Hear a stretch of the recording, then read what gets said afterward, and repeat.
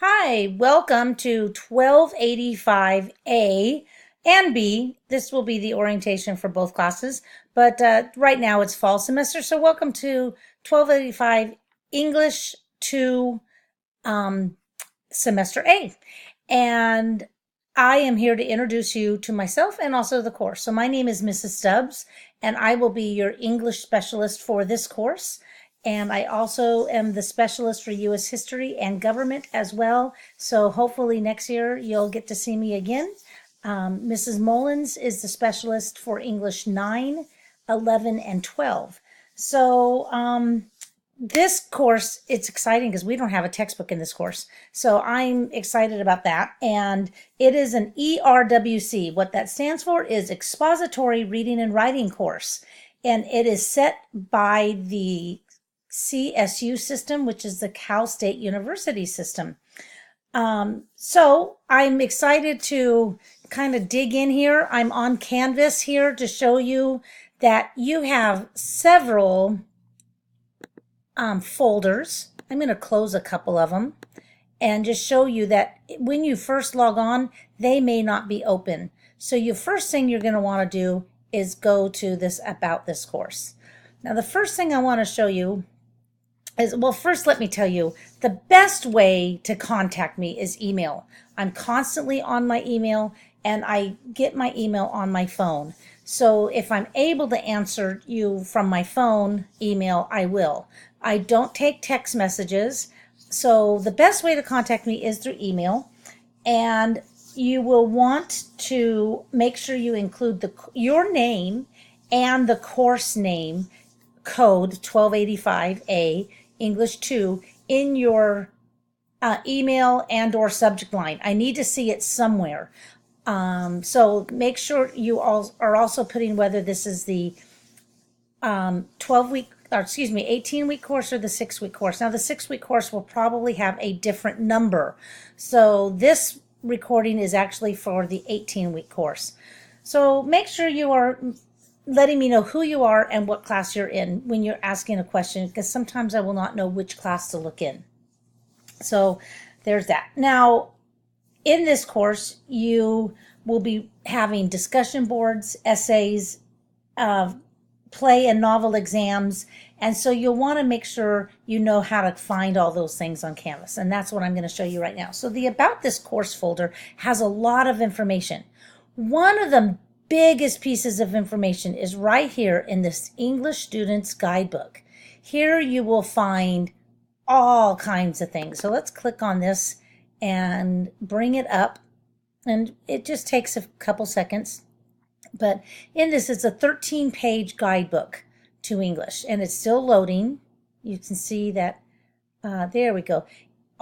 There's a page on how to write a paragraph. There's a page on how to write an essay. There's pages of how to put things into your own words. And while we're here, I'm going to just reiterate on this topic. All your essays will be automatically submitted to Turnitin.com when you submit it to Canvas. You do not need to go into Turnitin.com and submit them. However, you have to do it in a doc or PDF format. So make sure you are not using like TextEdit or an RFT or RTF, whatever it's called. Just make sure at the end of your document, the best way is it says PDF. I will put a how-to video, how to turn something into a PDF in the About This course folder so that you'll have that. So the best way to avoid plagiarism is to take notes, and to make sure when you're taking notes, take them in your own words. Don't write the words from the book. Don't write the words from an internet source. Make sure you're using your own words. Then when you go write your essay, you actually rewrite them again in your own words. And that's, one of the best ways to avoid plagiarism. So Turnitin.com will give me a percentage. It also gives you a percentage. If the percentage is 20% without a works cited or 35% with a works cited, I will not even question and I won't even look into it. But if it's more than 35% with a works cited and 20% without a works cited, I will go in, if it's more than that, I will go into your similarity report or originality report and look to see where it is saying that you are too similar. And if it gets to be where it's copied too much, you will not only receive a 0 per the bylaws of JCS on the assignment, but your EF will be instructed to give you a strike. So make sure you are writing in your own words. Okay. On here, there's how to embed quotations. There's transition words, helps and phrases to help you along. There's how to do in-text citations and how to do a works cited page, revising your essay, character and theme. There's all kinds of information. Now, on both your Macbeth, well, on all of your novel exams, or from Macbeth, it's a play, but for all of your novel exams this semester, there'll be a section on literary terms. This is where you find all those literary terms and what they mean. Okay? How to do a close read, how to, what a chart here that you can keep on your own, your writing skills and reading skills and what you can work on. So this is a wonderful guidebook. So let's go back to the About This Course folder. You will also see the course syllabus. You'll see all kinds of tutorials. So this is a very important folder, okay? When you get into Module 1, you'll see that there's the assignments right here. No longer will the assignment, if you've been with us with Julian, no longer will the assignments be in the About This Course. You will not have access to the entire semester at one time. You'll always have access to 2 weeks at a time. So the first 2 modules will be open to you, and then next week we will open module 3. So then you'll have 1, 2, and 3, but of course 1 will be done with by then. So make sure you are keeping up on your assignments. And this year we have gone from a 14-day grace period to a 10-day grace period, and it's going to be very, very, very important for you to stay up on your assignments. Not only is the grace period shorter, but we're not going to be accepting excuses as we have in the past. So it will have to be an extremely extenuating circumstance, and you'll most likely have to get proof of that circumstance. So make sure you're just keeping up on the assignments. That's the best way to do it. Let's see. Your EF grade is still, if you've been with us, if you haven't been with us, you don't know this, but your EF grade is still 30%. So the things that you turn into your EF are worth 30% of your overall grade. All your essays will have a rubric, so you can look down. Let's see. You can see right here, essay rubric. So you always have access to the rubrics. Want to talk a little bit about your first play, which is Macbeth. There is something that the school has purchased for you. It's called Shakespeare in Bits, and it is absolutely wonderful. You'll have on the right side of the screen, you'll have the actual written play, and this left side of the screen is an actual cartoon portraying the entire play, where they're saying the words and everything. Not a comic strip, but an actual cartoon where you watch it, and it's a video, and it wonderfully will help you understand the play better. And also, there are highlighted words on the right side in the text. And for example, one of the words is ere, E-R-E. And if you don't know what that is, and because it's highlighted, you can click on it while it's being read, and it will change to a more commonly known word, and that word would be before. So then you realize, oh, they're talking about before, and now you know what ere means. So anyway, it's wonderful. It's a really great way to get to know Shakespeare and to understand it better. Also, I've included for each act a comic strip, and that will also help you understand the play better.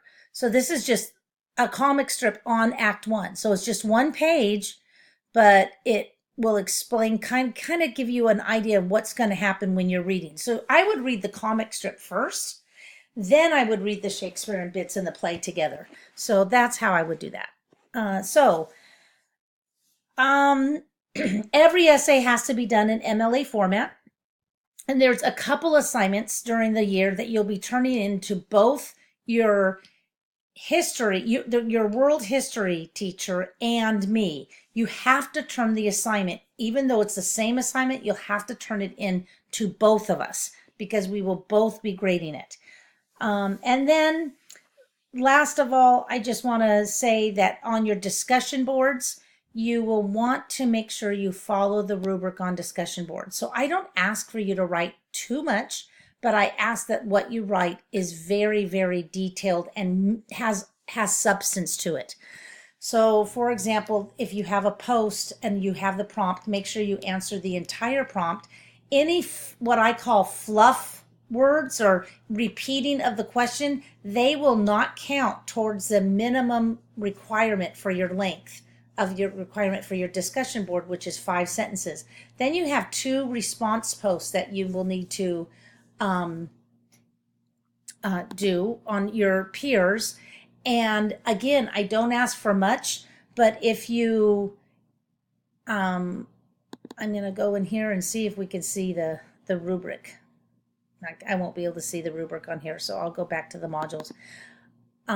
Anyway, you'll write on 2 people's, and you can write, good job. Oh, I liked your post. Oh, you write so well. I wish I could write as well as you do. That's great, but that does not build on the post of your peer. So those sentences will not count towards the 3-sentence minimum. So here's your rubric. You have, make sure you address the entire prompt. Then make sure your post is a minimum of 5 sentences. Sentences that do not contribute to the specifics do not count. Make sure your grammar is correct. Then on your response, make sure you build upon your peer's post. If you're not building upon it and you're just talking about it, then it doesn't count for the full 5 points. Look at this. If you build upon it, it's 5 points. If you just talk about it, it's only 2 points. So you've lost 3 out of 24 points. So make sure you are really, really understanding that you have to build upon their post. And then a minimum of 3 sentences. Again, sentences that do not contribute to the specifics do not count. And then grammar. So there's so much information. As specialists, we're trying to put everything in the module folders. So when you open up module folders now, you will see everything that you need for that entire week right there. So everything that you see is right here. Everything that you will need for module 3 is right here. So like whenever something says in your assignment packet, you can find it in your module folder. That's what that means. So I look forward to this year. Again, if you need to contact me through email. That's the best way. And I will not respond to text messages. So I have sore thumbs and texting is too hard on my carpal tunnel that I have. So anyway, you guys have a great, great year. And I'm looking forward to meeting all of you through our online virtual school. Bye-bye.